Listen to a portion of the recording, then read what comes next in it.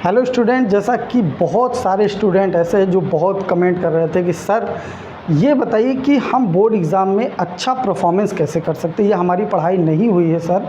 बहुत से student sir ऐसे थे जो अच्छा पढ़ते तो हैं लेकिन उनका रिजल्ट नहीं बन पाता है। तो आज हम लोग इसी टॉपिक पर बात, छोटी कमियों की वजह से रिजल्ट जो होता है उनका थोड़ा सा खराब हो जाता है। ये जो प्रॉब्लम है ये कई सारे बच्चों की रहती है या उनको ये नहीं समझ में आता कि हम क्या करें। तो सर यहाँ पर देखिए हम लोगों ने ये 5 टॉपिक लिखा हुआ है। आप इस वीडियो को पूरा देखिएगा, ज़रूर देखिएगा। अगर आपसे गुजर रहा है तो बिल्कुल देखिएगा। निश्चित रूप से सर देखेंगे, निश्चित रूप से ये चीज़ सर ये सॉल्व होने वाला है। देखिए जो स्टूडेंट होते हैं वो सभी चाहते हैं, पढ़ते हैं कि उनका रिजल्ट अच्छा बने, लेकिन कुछ कमियों के कारण या उनको जो गाइडलाइन होती है वो नहीं मिल पाती, जिसकी वजह से उनका रिजल्ट 90 से नीचे आ जाता है या फिर वो टॉप नहीं कर पाते, तो बहुत अफसोस में होते हैं। आज हम लोग इस 5 ये जो 5 देख रहे हैं 5 चीज़ें है ना, तो 5 चीज़ों पर हम लोग चर्चा करें। सर 5 तत्व है सर, पंच तत्व भी है। और सर ये जो सेंसरी ऑर्गन्स होते हैं हमारे, है ना, ज्ञानेंद्रियाँ 5 होती है, 5 मंत्र है एक तरीके से एग्ज़ाम में बेहतर रिजल्ट लाने का। ठीक है, तो सर यहाँ जैसे आपने रेगुलरिटी लिखा हुआ है, तो इसके बारे में थोड़ा सा बच्चों को बताइए कि ये जो पहला पॉइंट है रेगुलरिटी का, ये क्या चीज़ है। इससे देखिए यहाँ रेगुलरिटी से बच्चों को जो हम बताना चाहते हैं हम कि मतलब कि बच्चों को चाहिए क्या कि अगर आप बोर्ड एग्जाम की तैयारी कर रहे हैं या तो किसी भी एग्जाम की तैयारी कर रहे हैं, उसके लिए सबसे कंपलसरी होता है रेगुलरिटी, मतलब कंटिन्यूटी आप बनाइए। ये नहीं कि 2 दिन पढ़ करके फिर 3 दिन गैप करके फिर से टॉपिक को पढ़े, तो क्या होगा सर इस दौरान कि माइंड में दूसरी चीज़ें चली जाती हैं जो क्या फिर से आने में हमें टाइम लगता है। बिल्कुल सर, आप सर ठीक उसी प्रकार समझिए जैसे एक बार कार को अगर रेस कर दिया, मतलब कि धकेल करके रेसिंग दे दिया जाए और फिर बीच में रोक दिया जाए, फिर से हमें दोबारा एनर्जी लगानी पड़ेगी। लेकिन अगर एक बार रेसिंग पे उसी में पावर लगाया जाए, देखिए सर यहाँ पर जो बता रहे हैं वो कह रहे हैं कि अगर हमको पढ़ाई करनी अच्छी, तो हमारा जो पहला चीज़ होना चाहिए वो रेगुलरिटी होना चाहिए। अब कुछ बच्चे हो सकता है सर सोचेंगे कि इसमें हम कितना देर पढ़ें, तो देखिए देर की बात नहीं है। कहने का मतलब है अगर आप 1 घंटा ही डेली पढ़ रहे हैं, 1 घंटा, तो वो 1 घंटा आप रूटीन को बनाए रखिए। ये नहीं कि आपका जो है कि कोई कारण जैसे आ गया, मान लीजिए कहें सर लाइट नहीं थी, सर जो है मच्छर काट रहा था, ये तमाम प्रकार के जो समस्याएं होती गिना देते हैं, तो ये हम अपने आप को धोखा देते हैं। मतलब हमको पंक्चुअल रहना है, जो हमारा टाइमिंग है उस पर हमको बिल्कुल अडिग रहना। सर क्या कहेंगे? जी सर बिल्कुल सर, और टाइमिंग के साथ साथ सर जैसे मान लीजिए आपने लिखा है 1 घंटा टाइम, तो टाइम तो मान लीजिए 1 घंटा आपको देना है, लेकिन ध्यान रखिए कि अगर मान लीजिए किसी टॉपिक को समझने में आपको 1 घंटे से कुछ ज़्यादा लग जाते हैं, तो आप ये घड़ी मत देखते रहिए कि 1 घंटा टाइम हुआ और आप छोड़ करके चल। बिल्कुल ये बात सही। अब कंटिन्यूटी जैसे सर मान लीजिए कि आपने टाइमिंग बना लिया कि मुझे ऐसे टाइमिंग मत बनाइए कि मुझे इतने बजे से इतने बजे तक पढ़ना है। टाइमिंग आपका ये होना चाहिए कि एक दिन में मुझे इतने घंटे पढ़ना है। बिल्कुल सर, अगर आप इस तरह से टाइमिंग बनाते हैं तो जब भी आपको टाइम मिलेगा आप आसानी से। तो देखिए पहला पॉइंट आपका होना चाहिए, आप बिल्कुल एकदम इंश्योर हो जाइए कि हमको रेगुलरिटी बना करके ही रखनी है, ये हमारी बिगड़नी नहीं चाहिए किसी भी काम के लिए। हम लोग बोर्ड परीक्षा की तैयारी के लिए बात करें, ये किसी भी काम के लिए होता है, रेगुलरिटी बहुत ही ज़रूरी है। तो पहला पॉइंट यहाँ से क्लियर होता है। सर देखिए थोड़ा सा बच्चों के हैंड राइटिंग प्रैक्टिस भी होनी चाहिए। ये तो सर इसके बारे में सर आप क्या? बिल्कुल सर, देखिए बोर्ड एग्ज़ाम का जो सबसे बड़ा जो पॉइंट होता है, मैंने देखा है कि अगर आपकी राइटिंग अच्छी नहीं है ना, तो आपका 5 से 10% रिजल्ट वहीं कम हो जाता है सर, वहीं कम हो जाता है। एग्जामिनर का जो एक होता है ना देखने का नज़रिया, वो राइटिंग चेक करता है कि आप किस तरीके से लिख रहे हैं सर। तो अब तो ये बात हो गई कि राइटिंग आपकी अच्छी होनी चाहिए, तो आप थोड़ा सा कुछ बताइए कि बच्चे राइटिंग को अच्छा करें और उनका समय भी ज़्यादा ना जाए और कुछ और यूज हो जाए। तो क्या सर आपके पास कोई ऐसा है? जी सर देखिए हैंड राइटिंग मतलब कि हैंड राइटिंग तभी सुधर सकती है जब बच्चा क्या करेगा कि उसकी प्रैक्टिस राइट करेगा, लिखेगा हाँ। डेली का डेली अगर वो लिख रहे हैं। लेकिन सर ये भी है ना कि बच्चा अगर डेली राइट करता है तो फिर उसका समय फालतू जाएगा ना, तो ऐसा क्या चीज़ है कि समय भी सर उसका ना जाए ना। तो मैं क्या सोचता था कि जैसे हिंदी इंग्लिश होता है, लिटरेचर होता है, उससे रिलेटेड सर क्या कुछ हो सकता है?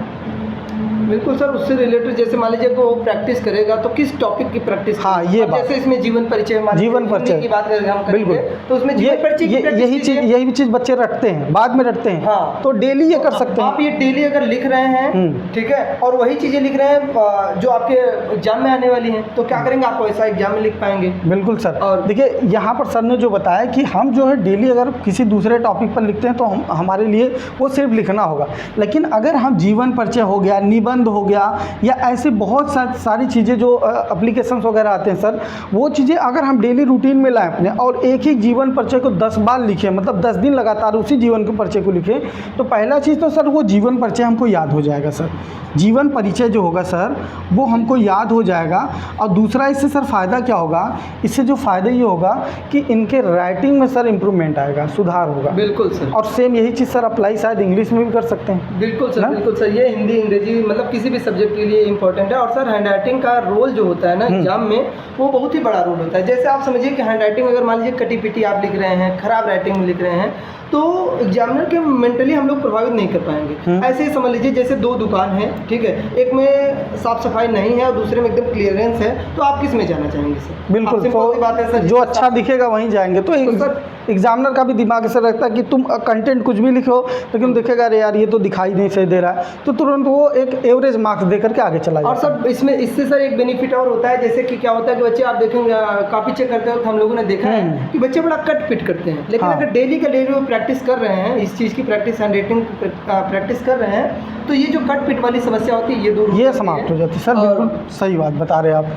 ठीक है, तो ये देखिए, ये दूसरा पॉइंट है कि भाई आपको राइटिंग तो किसी न किसी तरह से सुधारना ही पड़ेगा।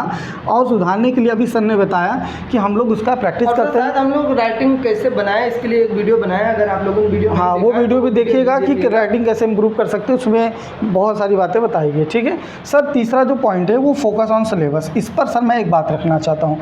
बहुत से सर बच्चे ऐसे होते हैं जिनको सिलेबस के बारे में पता ही नहीं रहता कि हमारे सिलेबस में है क्या और हमको पढ़ना क्या है। मतलब जो टीचर पढ़ा दिया वो पढ़ लेते हैं।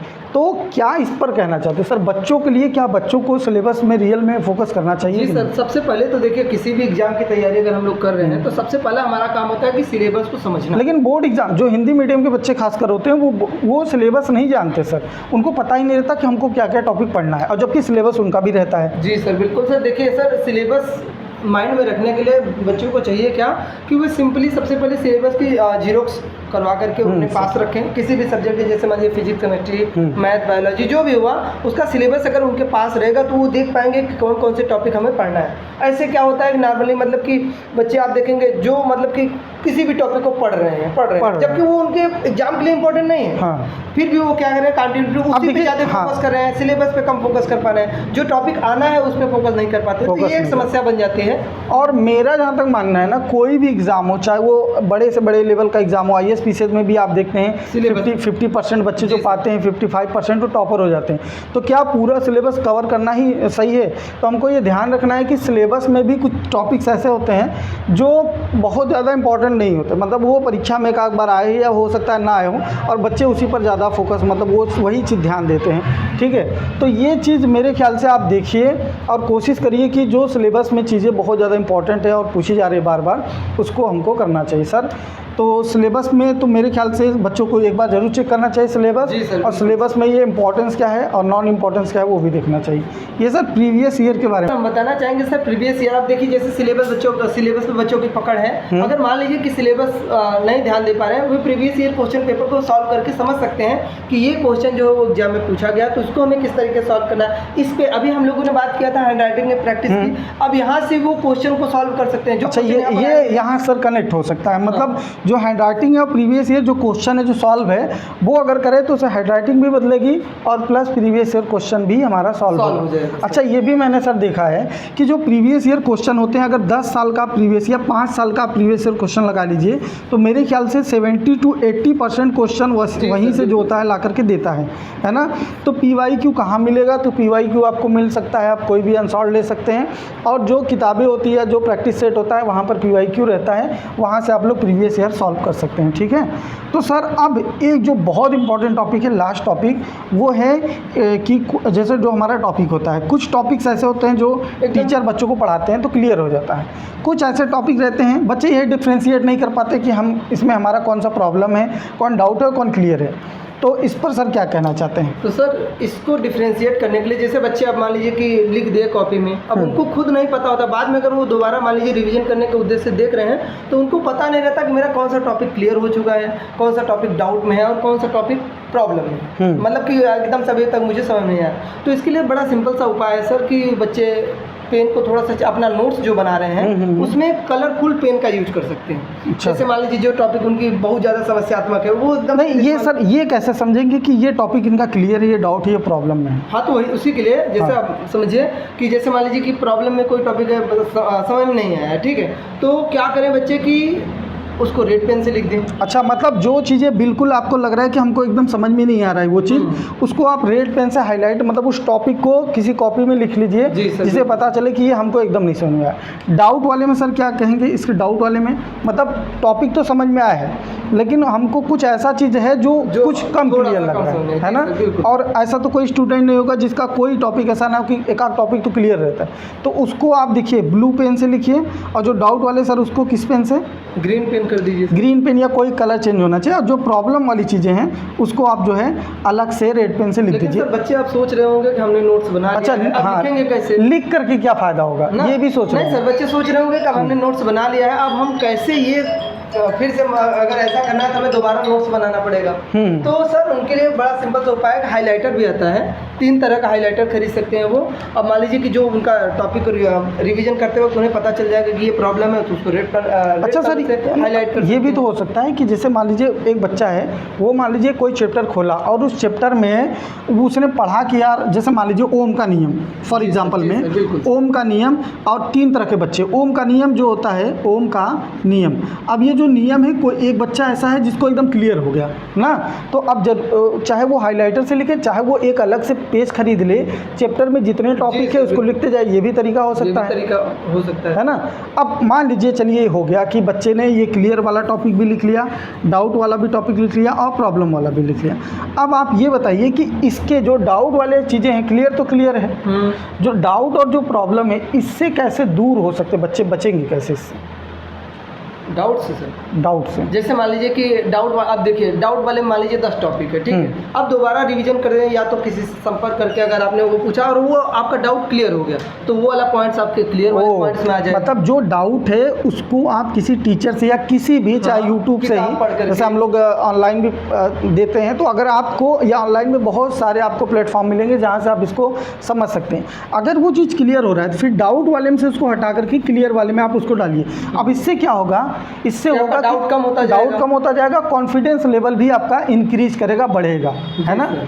और सर ये जो प्रॉब्लम वाली टॉपिक है, मतलब बच्चे को एकदम भी नहीं समझ में आया, उसमें क्या करेंगे? इसके लिए सर बच्चों को फिर से टीचर से एक बार संपर्क करना चाहिए और इसको मतलब गहराई से इस चीज़ को, जैसे ये क्लियर है, अब ये नहीं कि जो चीज़ें क्लियर है उसको हम छोड़ दें, उसको भी रिवीजन करना है, 5 मिनट टाइम देना है, लेकिन जो डाउट वाला है इसके लिए थोड़ा ज़्यादा टाइम, और जो प्रॉब्लम्स वाले हैं इसमें मतलब बेहतर आपको बहुत अच्छे से समय पूरा देना है, ठीक है? तो सर ये 5 जो टॉपिक है, अगर ये किसी बच्चे ने इसको मतलब कि कम्प्लीटली अप्लाई किया तो उसे क्या बेनिफिट होने वाला, आप बताइए। तो सर अगर ये 5 टॉपिक कोई भी बच्चा अप्लाई कर देता है तो मुझे जहाँ तक लगता है अगर बच्चे ने रियल में ये 5 टॉपिक अप्लाई कर दिया तो उसका रिजल्ट जो है इस बार बड़ा ही बेहतरीन होने वाला है। देखिए ये हम लोग कहने वाले निश्चित रूप से 100% कहने वाले हैं कि अगर इस 5 टॉपिक पर, जो अभी आपको लग रहा है 5 टॉपिक, लेकिन इसमें न जाने कितने टॉपिक इसके अंतर्गत आएंगे, अगर इसको 5 को आप ध्यान में रख करके अपनी तैयारी करते हैं, 110% सर मैं कह सकता हूं कि उनका रिजल्ट बेहतर आने वाला है। और आप ही कमेंट में आकर कहेंगे सर ये चीज़ अप्लाई करने के बाद जितना आप सोचे हैं उससे ज़्यादा बेहतर आएगा,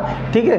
तो ऐसे ही और भी टॉपिक पर अगर आपके प्रॉब्लम से कोई भी समस्या है, ये टॉपिक हम लोगों ने इसलिए बनाया क्योंकि बहुत सारे ऑफलाइन में बच्चे भी पूछते हैं, ऑनलाइन भी पूछते हैं सर ये प्रॉब्लम कैसे दूर होगी, तो हम लोगों ने कोशिश की कि इस चीज़ को, जो हम लोगों के साथ जो चीज़ें हुई थी वो चीज़ें आपको एक्सपीरियंस अपना जो है वो शेयर करें ताकि आप बेहतर कर पाएँ, ठीक है?